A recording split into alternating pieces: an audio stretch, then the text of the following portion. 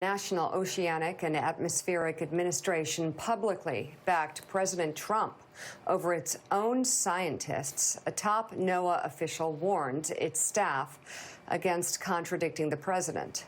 According to the Washington Post, in an agency-wide directive on September 1st, National Weather Service personnel were told to, quote, only stick with official National Hurricane Center forecasts if questions arise from some national-level social media posts.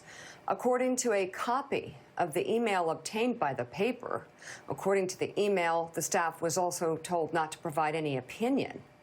The message came just hours after Trump claimed that Alabama would most likely hit by Hurricane Dorian much harder than anticipated, something that was false. It also came after the National Weather Service office in Birmingham contradicted Trump by tweeting Alabama would not see any impacts from the hurricane. According to the Post, NOAA, which oversees the National Weather Service, isn't the first agency in the Trump administration to publicly side with the president after he has doubled down on a widely disputed claim. But the paper notes it was unprecedented in the organization's history and threatens to politicize the weather forecast, something that most Americans take for granted as objective.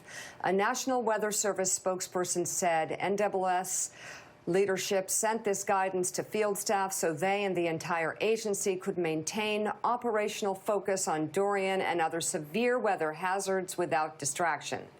Joining us now, former general counsel for NOAA, Mika Medina. She, along with Miro Korenha, are the co-founders of Our Daily Planet, a daily newsletter that informs readers about stories that impact the environment and climate.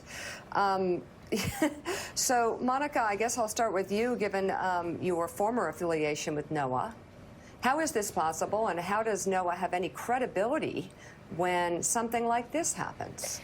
Mika, thanks so much for having us on. It's shocking and really very upsetting for those of us who've been in the agency before and understand how important this mission is of getting the storm forecast right and narrowing the cone of uncertainty and keeping people safe. We write Our Daily Planet every day in order to tell those stories and make sure the public understands the importance of these forecasts, and particularly now with climate change really taking hold and us seeing the impact of these storms and the storms getting bigger and more dangerous. It's really critical that everyone in the entire weather enterprise, from the National Weather Service forecast offices to the Hurricane Center to the forecasters like the great ones here on NBC, stay on the same page. Is it not then a real threat, Miro, to the public when we politicize how reports go in terms of climate, in terms of weather? I mean, we're actually talking about people in danger.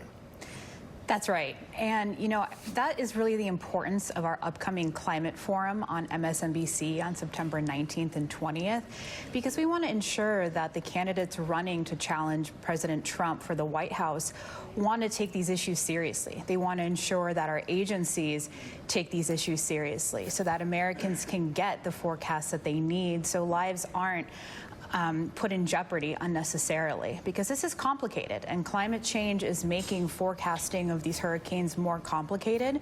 And so we need a federal government that's ready to respond to this increasing threat. And to jump in there, I'll say in this storm, the people who died in Florida often died because they were preparing for the storm and they took risks getting up on their roofs and battening down the hatches. And that's where real risks are. So these statements explaining what happened are, I would characterize as pathetic, because this is not politicizing. This is lying. They are pathetic. Lying to the American people. And Jason, worse. you have a question? Yeah, so I just want to ask really quick, for your average viewer out there that understands that climate change is happening but doesn't know how to determine what's a good plan and what isn't, what should we be listening for from these candidates? How can we tell the difference between someone who's just saying, hey, let's not use, plastic straws, and someone who's got a real plan that they can actually implement if they're elected president next year? I think one of the key factors here, Jason, is looking at how each of these candidates is willing to use executive authority. Because if Democrats don't reclaim the Senate in 2020, then a lot of the action of these climate plans is going to be dependent on executive action. And so that's kind of a minor point, but it's a really important point. Additionally, I think that it's critical that we pay attention to how these candidates are looking to address frontline communities, communities of color, because it's those populations that are really in the paths of storms. They're living where sea level rise is happening at an accelerated rate, and so those Americans are at risk, and they also don't often have the resources necessary to just pick up and move. So I think any presidential plan that doesn't address that in earnest, needs to get a little more serious. All right, our Daily Planet co-founders, Miro Korenha and Monica Medina. Thank you both so much. And as Miro mentioned, our Daily Planet is a partner with MSNBC for the upcoming Climate Forum on September 19th and 20th. Time now for final thoughts. Joe, I'll start with you. I just have to say, and it makes absolutely no sense for Donald Trump to have stayed focused on this Alabama non-event for as long as he did. Just stupid for him, short-sighted. You can call fake news on a lot of things, and Americans who aren't engaged, they can be fooled some of the time. But Reverend Al, when you're talking about a weather forecast, and you have meteorologists, you have weathermen and women who people have trusted in Alabama for a long time, saying this is just nonsense. Again, this is just the president hurting himself and his own future political prospects. And it indicates a president who is really too small for the big job.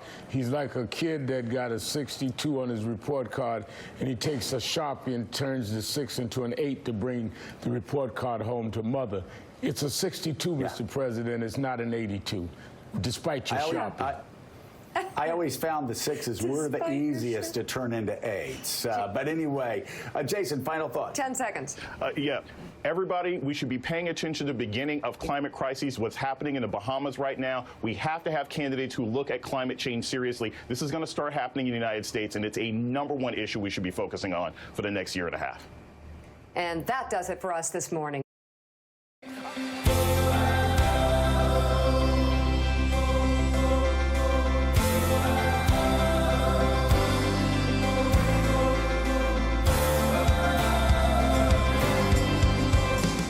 Thanks for watching. To see more videos, click right here, and subscribe.